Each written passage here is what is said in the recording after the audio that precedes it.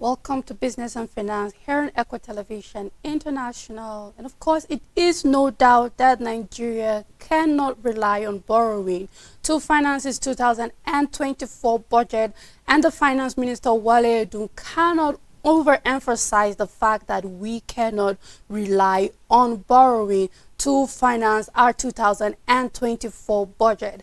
Now, the minister is not only laying emphasis on that fact, but also giving the reasons why we cannot rely on borrowing to finance our budget. And also, he has given the way forward and what Nigeria can do, what the federal government can do to be able to finance the budget rather than going on a borrowing spree as usual. And he made mention that the countries that we usually go to borrow from have increased their interest rate for them to be able to curb inflation in their country. That is to say, the countries we go to, China, Germany, US, and even France, have increased their interest rate in the country for them to be able to fight inflation. As we know that inflation is not only a problem in Nigeria, but it is a global economic crisis as it is now. So if we are going to keep going on a borrowing spree and we are going to these countries that have been giving us lending hands, we will have to face the consequences of paying high interest rate.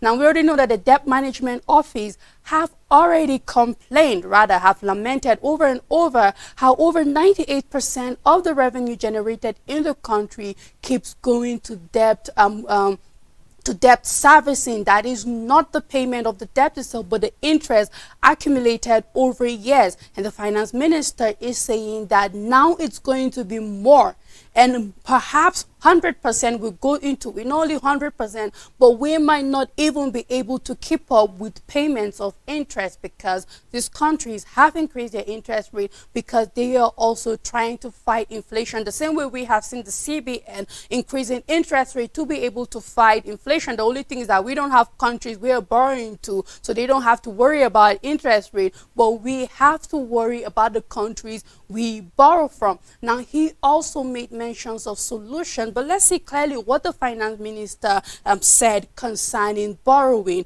to finance the budget for 2024. He said the nation must make necessary sacrifice to generate adequate revenues to reduce its current high deficit budget financing. Now, the minister stated this in a joint Senate committee scrutinizing of the 2024 to 2026 medium-term expenditure framework and fiscal strategy paper led by Senator Sani Musa. Now, Edun briefed the joint panel in company of the executive chairman of the Federal Inland Revenue Services, which of course we know they are saddled with the responsibility of generating income, most especially tax-based income for the country, together with the Debt Management Office Director General, Ms. Patience Oniha, before the lawmakers called for a closed session.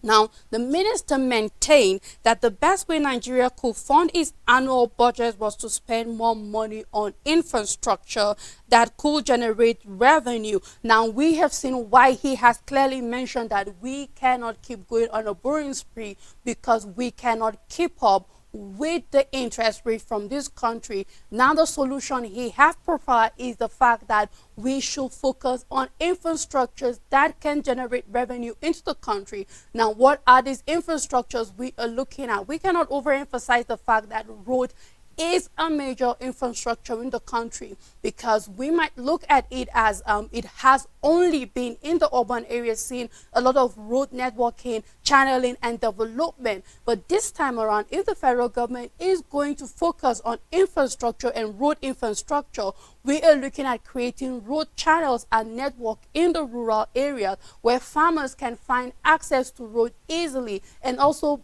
businesses can spring up and thrive in areas that it couldn't, because now goods and services will find their way easily to these rural areas. So yes, a road is on the top of the list for infrastructure that we need in the country. However, it's high time we stop focusing only on urban areas, but that we shift our focus to rural areas, because this is where the road channels are needed. We have farmers lamenting how to find how to take their crops from the farms to the market. And we are also seeing that there are other businesses that can thrive if proper road networks and channels are created. What are other infrastructures are we looking at here? We are looking at our refineries. Okay, there is a need for the infrastructures, our refineries, to be up to date, to be fully functional, and of course put in a place that it will be able to meet our domestic need. And then eventually we will be able to start exporting finished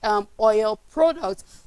Now, other infrastructure alongside the refinery is we can look at our steel rolling mills. Of course, there are many abandoned projects, big ones across the country. These are infrastructures that the government really need to look into, so we will be able to process our finished materials in this group, because we have a lot of these solid minerals and they are lying in waste, going to illegal mining, of course, exported out of these countries and then brought back to us as finished materials at higher prices. This infrastructure is one. And also we can look at our textile industries. Of course, there are industries at the textile market that have been abandoned. These infrastructures need to also be looked into. And of course, the springing up of other structures that we have the raw materials for in this country that we can finish. We have plants that we can go for the cash crops we have.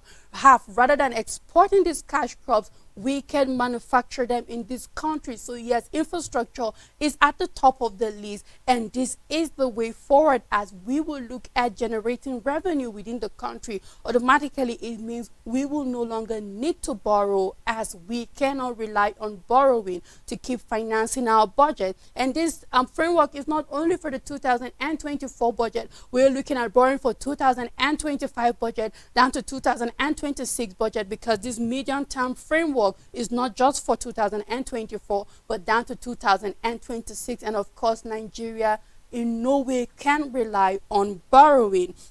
Now, we are seeing Moody Investor Services also giving their report concerning how much we will be losing when it comes to payment of interest. That is 40% of our revenue as a country will be going to interest payment for 2024. Now, it's important to understand that this interest payment is not the main loan itself. That is the interest that is accumulated as a result of getting this loan. No wonder we can see that the Debt Management Office haven't kept it a secret that debt servicing is taking our revenue and not even the debt itself. So we'll see a little bit of what Moody investors have to say. Now, the report read in part, among emerging market fiscal balances will worsen for commodity producers in 2024, mostly on lower commodity-related revenue. The degree of deterioration varies for Gulf Cooperation Council sovereign except Kuwait. Now, this report is not only for Nigeria, it covers other countries also. We are seeing Kuwait here will be affected also. Now, we can go down to see that the contrast with Nigeria, the CAA1 stable, for example, where a wider deficit will increase debt and interest burdens, difficult domestic politics, and already high exposure to social risks. Yes, we are having a fiscal deficit. We've seen how we have a fiscal deficit of over 9 trillion naira as it is in the country, and we also have lower production of commodity. We are solely dependent on imported goods into the country. Therefore, our balance of trade is on a deficit. We're not seeing a surplus as it is now. Therefore, all of these factors are the reason that if we continue on a borrowing spree, which of course we are still on a borrowing spree, we are going to lose over 40% of our revenues generated to interest payment, not the loan itself, but the interest alone.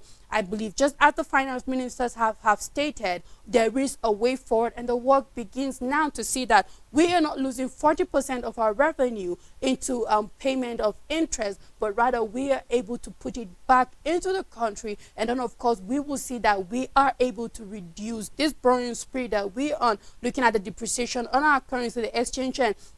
the import and the exchange window haven't helped us so far, and every other fiscal or monetary policy we've seen have taken us on a downward slope. Therefore, we do not need to borrow, but rather stay away from borrowing, or if not, we will just keep losing the revenue that cannot even finance 20% of our budget if we were not even going to spend it on debt and on debt servicing. Now we're seeing that inflation is also hitting a new high of 27.33%.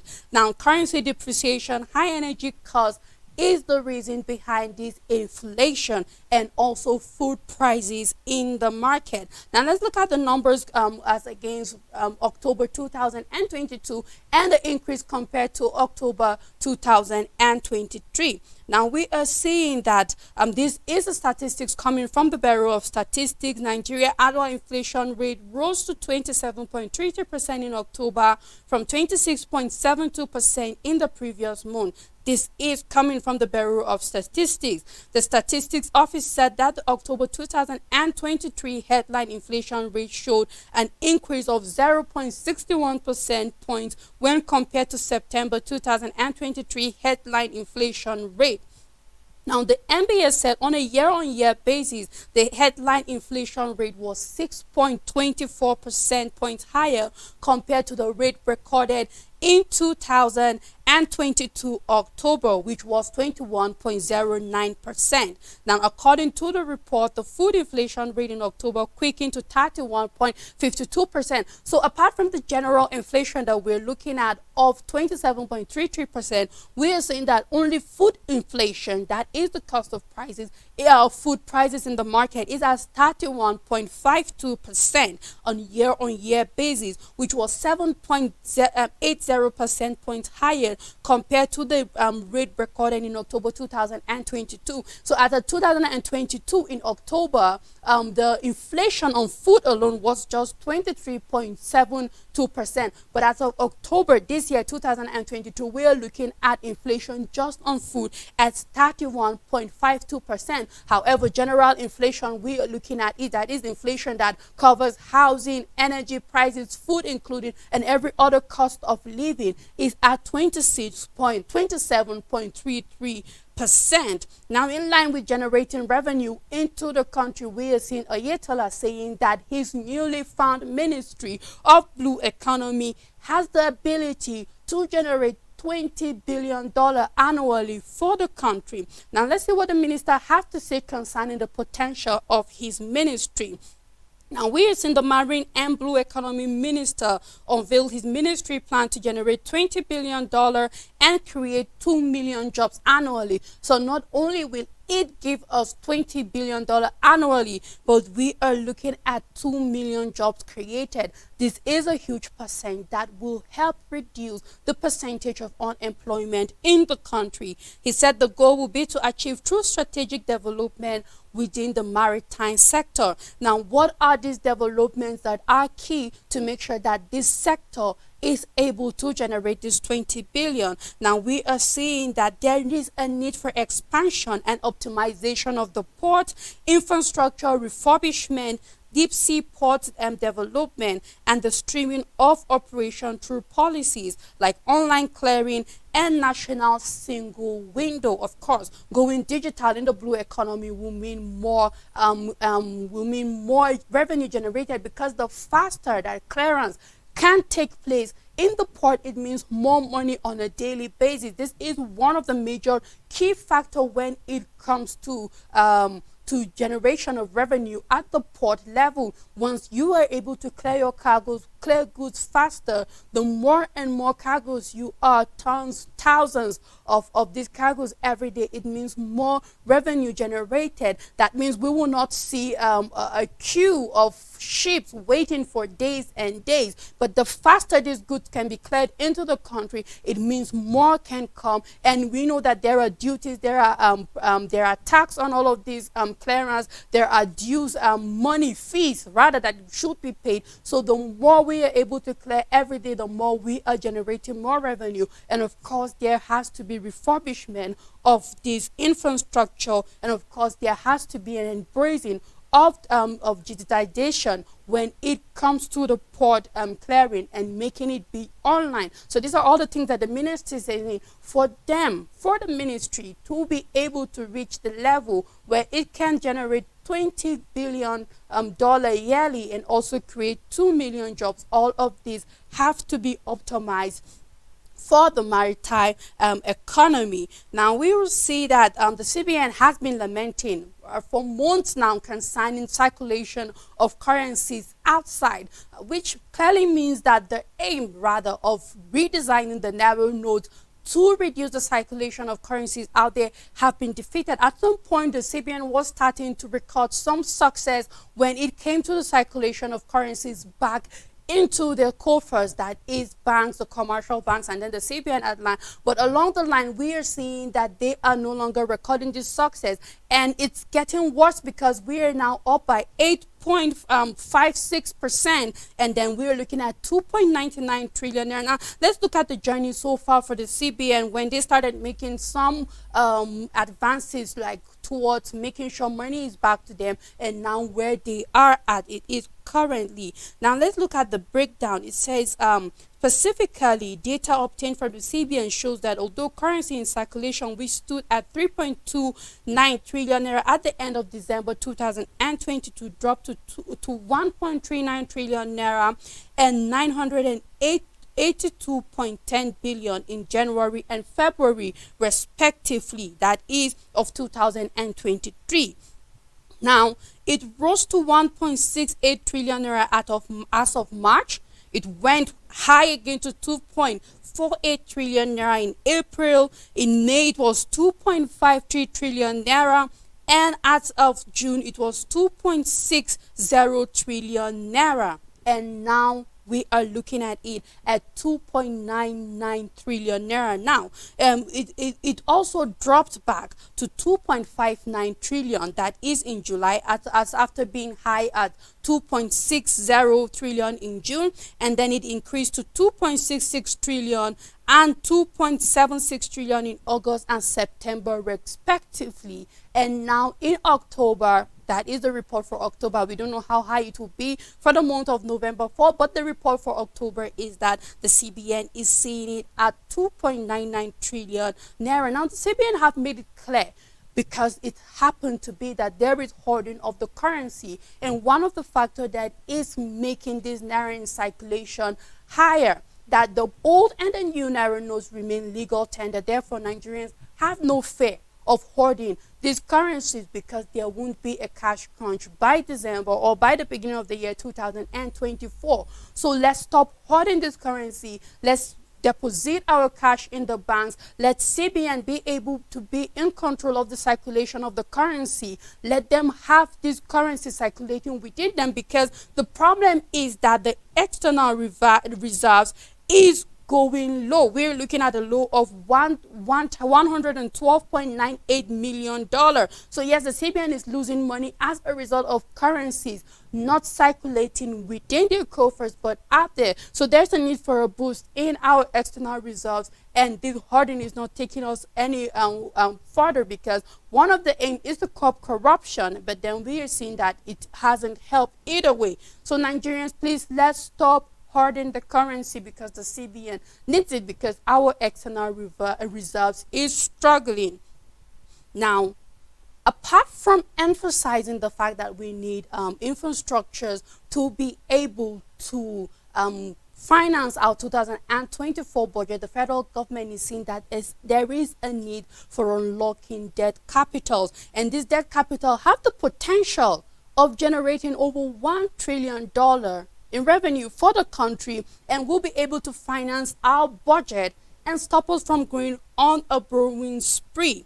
Keep lamenting on debt servicing. If we are able to unlock this debt capital, we won't have to bother about debt financing. We won't have to bother about borrowing for 2024 budget down to 2026. Now let's look at what these debt capitals are and how the federal government is planning on going about it. Now these debt capitals precisely are selling of government stakes in corporate assets. They can sell it in a way that they liquidate it, in the sense that after they are able to generate enough revenue in the country, they can start buying back this asset. However, the government have assets that can be sold out, and we will be able to generate billions of dollars and amounting to trillions, and eventually, but then it could be put in a place that the government, when they are able to stabilize and generate enough revenue and get to the point where we are no longer borrowing, we can come back and buy this liquidated asset.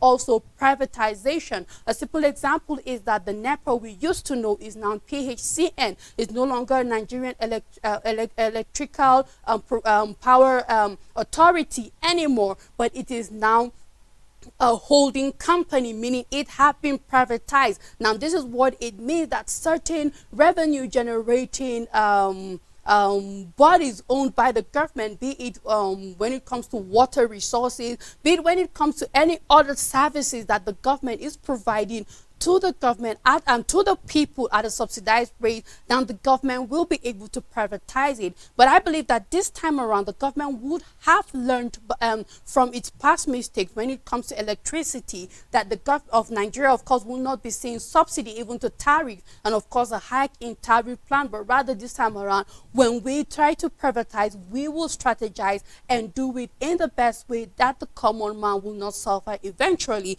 And one other way when it comes to unlocking debt capital is focusing on suboptimal assets, and these are mainly refineries here. When we talk about suboptimal assets, we are looking at our refineries. So yes, the federal government has to look at the refineries in the country if we are truly willing to be able to generate this $1 trillion as a result of unlocking debt capital. Because if we are to look at how much we generate as revenue annually, looking at the 26.5 trillion naira budget for 2024, what we generate annually as our revenue in the country, we'll be able to just finance 20% of our budget, that is, if we don't have debt financing on our neck. But as it is now, debt servicing is consuming all the revenues we generate. So even if we are able to have our revenue, we won't be able to sink it